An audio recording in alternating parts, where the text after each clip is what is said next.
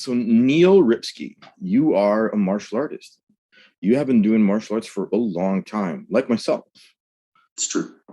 It's very true. Probably, I think we actually probably started within a couple of years of each other. Yeah, I think That's my so. Right? guess. Yeah, I started in September of 1986. So Yeah, whatever that would and be. I would have been I would have been 11 then. Me too. But I actually started when I was 8. My grandpa taught me how to box when I was 8. Oh, there you go. So that'd be like 80, whatever, 3 or yeah. Yeah, Mhm. grade 5 bullies, grade 6 beating them up. Sounds like a good grandpa. Right? Yeah, good Irish grandpa. Yeah, just was like, no, this is how you deal with bullies. It's like, oh, okay, all right. And for me after that, it was what else can I learn? Well, So, sure. Yeah, it sparked something. what did you get started with? What was Um, the origin it's point? kind of the same story as you, Kelly. I when I was really little, I was bullied by the kids at school, like grade 1, grade 2, really little kid. And it just kept happening and happening on the bus because I lived out in a rural area in Canada. Right. Oh, So yeah. I'm stuck with Yeah. these kids for 25 minutes a day each way or whatever. Right? I know what that's So like. that kind of went on until we moved into a local town that had, in the arcade, I saw a poster for self-defense with the art of kung fu. And I was like, self-defense is what I need because I'm getting my ass kicked all the time. And it was like love at first sight. It really was. Right I on. went into class and it was just the only thing that had ever hit me like that. The only thing that had ever made my heart open that way. So I just became very determined and I just never stopped. Like literally, I tell students now that the biggest secret to martial arts is to just not give up. Just keep going. Right. Things change, right? Everything changes. So yeah, I started in Chinese martial arts. The teacher that I studied under was a affiliate of the Canadian Jingwu in Alberta. Oh, cool. Yeah, so I studied with them for I think it's about 8 years or something. Oh, yeah. And then I met Master Ma, which is the guy who taught me the Ma family Shaolin system.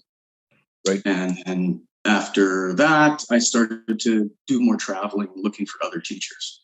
And that's when I started to deal with more Asian teachers, right? As I started to get to different places, get hooked up with different people. So then I started to study all the internal styles. Like I really started internals in about 97 or something like that, right? Because as a kid, I was just kicking it kung fu style.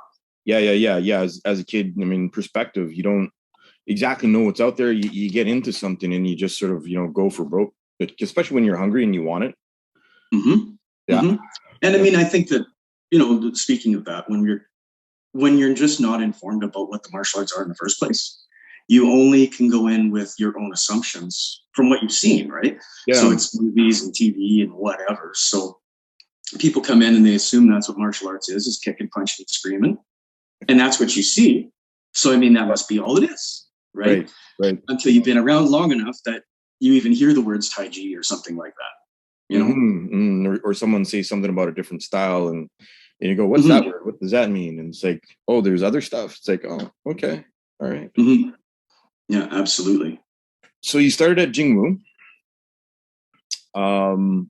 When did you get into Qigong? When did you actually begin to learn Qigong? Was it at Jingwu at the same time, or was it Master Ma who really sort of real deal? Yeah, it was with Master Ma. Like with the Jingwu, we did like a little bit of meditation stuff, but it was a kid on top of it, right? Yeah. But yeah, Master Ma was when I really started doing anything that could be considered Qigong. And his stuff was, it was very folksy, if you will. I mean, big surprise family stuff. So, a lot of mystical language and kind of poetic things and like really very much like Zen koans all the time. Right. Do this thing, that I'm not even sure you understand. And then you tell me what you feel. That a lot of that would happen. Yeah. But yeah, that's the guy who kind of got me started on it. And the Ma system of Qigong is, it's really small. There's not much to it. Mm-hmm. They weren't masters of the internal by any stretch of the means. But it's interesting because it is still transformative stuff. It's almost all based on martial arts rather than health. So it's almost all martial arts Qigongs, but they all do kind of combine together, if you will. When you do the whole of the system, it's like you've put together the Lego pieces. Finally, now you can see this. Right. Yeah. You got the blocks, and you learn how to put them together to build the wall or the stairs. Yeah, exactly. And then it's like one day you kind of look back and you go, oh, that's what all this was about, right? So I mean, I consider that system is a type of internal alchemy because it's about self-change. It's just kind of through like a weird mountain pass of it, because it's a lot of iron body and like getting hit, and it's very strange. It's a very strange, weird one on the outside edges of what's normal, I would say, because most of my normal kind of orthodox Qigong training came from, Taiji people and Bagua people and, Xingyi people, things like that. Interesting.